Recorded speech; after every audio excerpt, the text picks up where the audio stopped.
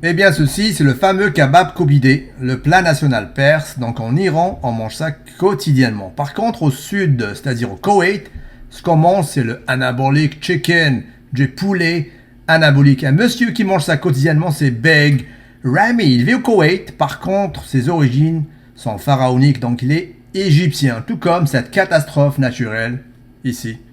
Voilà. Catastrophe huileuse. Ces gants sont huileux. C'est pas du vrai muscle. Ce mec-là se pointe dans une émission qui s'appelle Arabs Got Talent. Je suis désolé, les Arabes ont de l'huile. C'est du pétrole que tu as dans ces muscles-là. C'est vraiment honteux. Ils se pointent. Et c'est une émission qui est regardée partout dans le monde arabe. Donc pratiquement été vue par des dizaines et dizaines de millions de personnes. Aucune honte.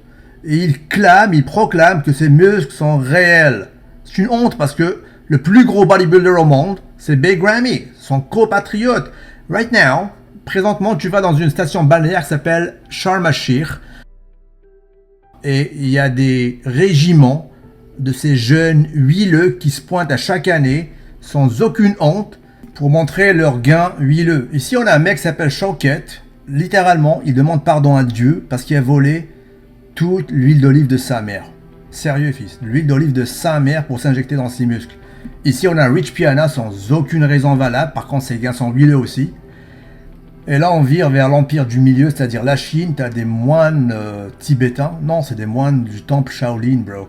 Ces mecs-là se butent la tête quotidiennement, vraiment comme des bœufs, ou plutôt des béliers, pour avoir de la tête dure. Ce mec-là est suisse. Par contre, c'est pas sa tête qui est dure, c'est son cou, bro. Ce mec-là, je crois qu'il vient d'Israël, right? Son nom c'est Dani Kaganovich. Il est moitié russe, moitié israélien, right? 23 ans, vraiment loyal, à côté de Brandon Curry, qui est un professionnel, comme vous le savez. Il est vraiment équilibré, ce mec-là. Ce Dani est vraiment diligent dans sa façon de travailler. Bien entendu, ses muscles sont pas huileux, ses muscles sont loyaux. Et d'après moi, il y a vraiment un avenir très intéressant dans le bodybuilding, ou comme vous dites en France, le bodybuilding. Ok, donc lui il a un très beau body, tu vois ce que je veux dire. Culturisme, voilà. Danny, salutations bro. De toi on va passer au CrossFit. Donc voilà, le CrossFit est très intéressant et très populaire ici en Amérique du Nord. Ça a été inventé par un mec obèse qui est à présent milliardaire. Et grâce à lui, les urgences sont toujours pleines. Sérieux. Auparavant, les urgences étaient toujours pleines dans les nuits de pleine lune, tu vois. C'est juste comme ça. À présent, c'est les crossfitters, right? Les gens du CrossFit, connus comme CrossFit en Europe. Eh bien, désormais, c'est eux qui remplissent les emergencies, donc les urgences des hôpitaux ici en Amérique du Nord. C'est rempli par ces jeunes qui font vraiment n'importe quoi. Par contre, moi, je les salue. Pourquoi? Parce qu'ils me font rire, c'est tout. J'ai besoin de ma dose de CrossFit quotidiennement. Des gens qui font vraiment la sélection naturelle. Darwin les salue, et moi aussi je les salue, voilà.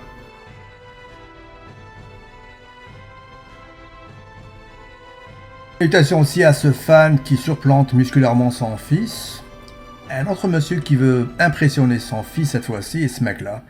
Aux États-Unis, ils ont une culture du barbershop, donc c'est le salon de coiffure, spécialement dans la communauté afro-américaine.